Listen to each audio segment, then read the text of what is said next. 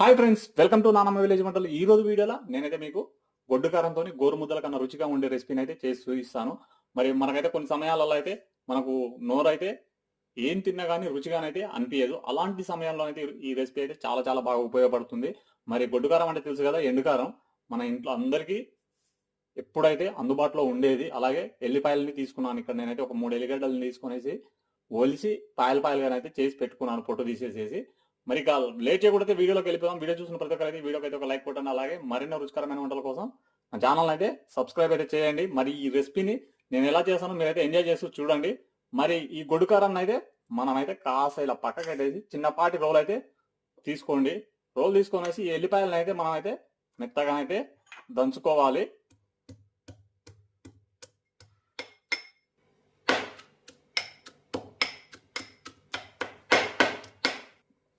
చూసారు కదా, ఈ విధంగానైతే ఎల్లిపాయలనైతే మెత్తగానైతే దంచుకోవాలి.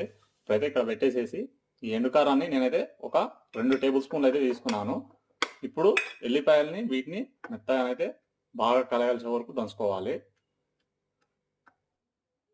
చూసారు కదా, బాగానైతే కారం ఎల్లిపాయలు బాగా కలగాల్సే వరకు దంచుకోవాలి. ఇప్పుడు స్టవ్ దగ్గరికి అయితే వెళ్ళిపోదాం. స్టవ్ వెలిగించేసి ఒక బాండి పెట్టేసేసి ఒక టేబుల్ స్పూన్ అయితే ఆయిల్ వేసేయండి. ఆయిల్ వేడెక్కగానే ఒక 1/2 టీ స్పూన్ జీలకర్ర వేసేసి కాస్త వేపేసేయండి. ఇందులోకి ఇప్పుడు మీడియం సైజు ఒక ఉల్లిపాయ అయితే వేసేయండి, సరిపోతుంది, ఎక్కువ అవసరం లేదు. ఉల్లిగడ్డని బాగానైతే వేపేసేయండి. చూసారు కదా, ఉల్లిపాయలు అయితే ఈ మాత్రం వేగిన తర్వాత మనం ముందుగానే దంచి పెట్టుకున్నాం కదా ఎండు కారం ఉల్లిపాయలని అయితే మొత్తం తీసేసి ఇందులో వేసేయండి. ఇప్పుడైతే ఇది మొత్తం అయితే కలగలిపేసేయండి.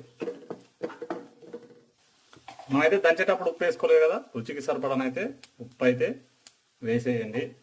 వేసేసేసి బాగా కలగలిపేసేయండి. చూసారు కదా, మనకైతే బాగా వేగేసినాయి. ఇప్పుడైతే ఒక ప్లేట్ రైస్ని అయితే వేసేయండి. అందులోకి వేసేసి ఇప్పుడైతే బాగా కలిపేసేయండి. ఇంకేమైతే అవసరం లేదు. చూసారు కదా, మరి రైస్ వేసుకొనేసి బాగా కలగలిపేసేసి దించుకుంటే సరిపోతుంది. మనకైతే ఇంకేం అవసరం లేదు. చాలా చాలా రుచిగా ఉంటుంది. మనకైతే నోటికి ఏది రుచిగా కొట్టనప్పుడు ఇలానైతే గొడ్డు కారంతో ఎల్లిపాయలతోనైతే ట్రై చేయండి. మీకైతే చాలా చాలా రుచిగా ఉంటుంది. మరి మీకైతే ఫేవరెట్ అయిపోతుంది ఈ రెసిపీ అనేది, అంత రుచిగా ఉంటుంది. మరి ఎప్పుడు ట్రై అయిపోతే తప్పకుండా ఒకసారి అయితే ఈ రెసిపీని అయితే ఒక్కసారి అయితే ట్రై చేయండి. మరి ఈ గొడ్డు కారంతో ఈ రుచికరమైన రెసిపీ ఎలా ఉందో వీడియోకి అయితే కామెంట్ చేయండి, లైక్ చేయండి. అలాగే మరెన్నో రుచికరమైన వంటల కోసం నా ఛానల్ అయితే సబ్స్క్రైబ్ అయితే చేసేయండి.